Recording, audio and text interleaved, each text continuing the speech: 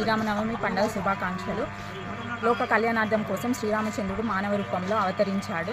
శ్రీరాముడి గురించి అందరికీ తెలుసండి. కాకపోతే మన ఛానల్ తరఫున మనం ఆయన గురించి కొన్ని విషయాలు, మళ్ళీ ఆయన చరిత్రను మనం ఒకసారి గుర్తు చేసుకుందాము. సీతమ్మ వారి స్వయంవరంలో శ్రీరాముడు విల్లు విరిచి సీతమ్మ మనసులో స్థానం సంపాదించుకున్నాడు.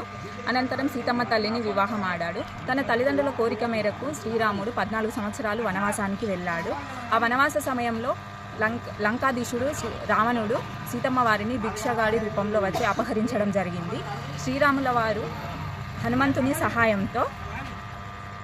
సహాయంతో సీతమ్మ తల్లిని జాడ గుర్తించి రామునికి విన్నవించగా రాముడు వానరుల సహాయంతో సముద్రంపై వారధి నిర్మించాడు.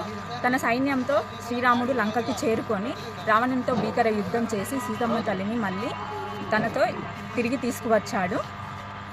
అది చాలా సంతోషంగా ఉంది. అందరికీ మరొకసారి శ్రీరామనవమి శుభాకాంక్షలు.